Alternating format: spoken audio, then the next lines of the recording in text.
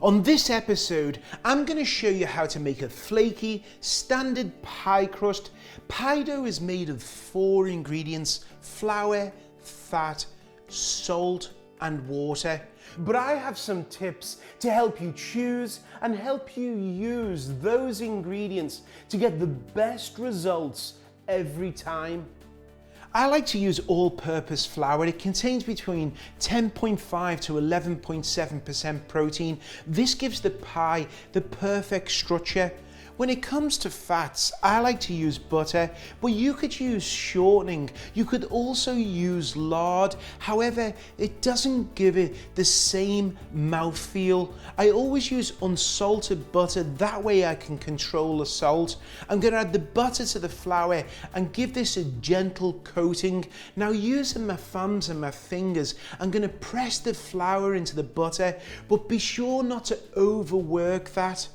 Add a pinch of salt, and I'm going to add some ice water. This stops the gluten from forming. Notice the way we've got these shaggy pieces of butter and flour. You want big pieces of butter. That causes a steaming process, which gives us a flaky dough. Now that it's come together, you can see that it's not too sticky and not too wet.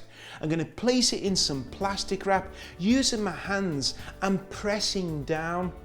And I'm going to place this in the fridge. We want to let it rest because we've worked the gluten in that flour.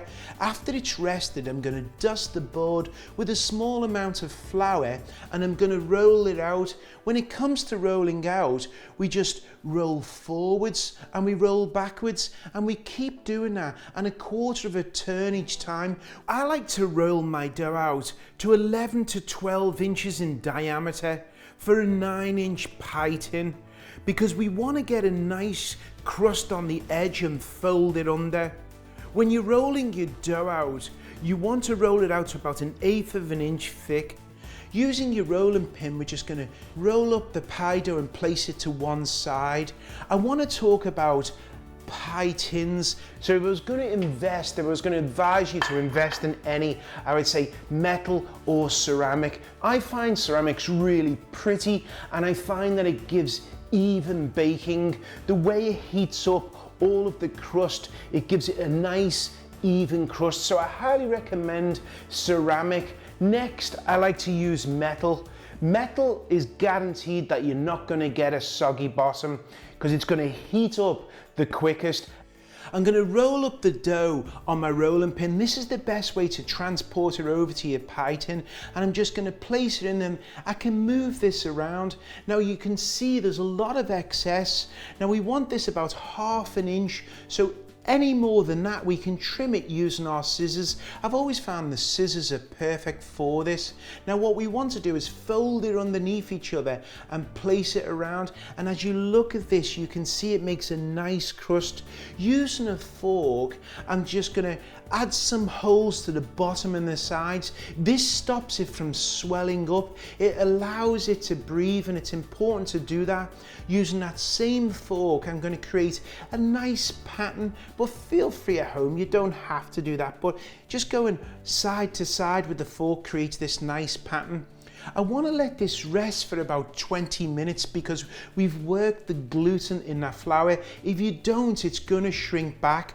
After 20 minutes, we're going to bake this. I'm using some pie weights. You can see I've got these clay balls, but you may not have them at home. If you don't have them, feel free to use some dried beans, and you can get these at your store. It works just the same as the clay balls. I'm going to place this into the preheated oven for about 15 to 17 minutes, and now we've got what we call a par-baked crust. A par-baked crust is perfect for quiches. Now on the left you can see a par-baked crust, and on the right you can see a fully baked crust.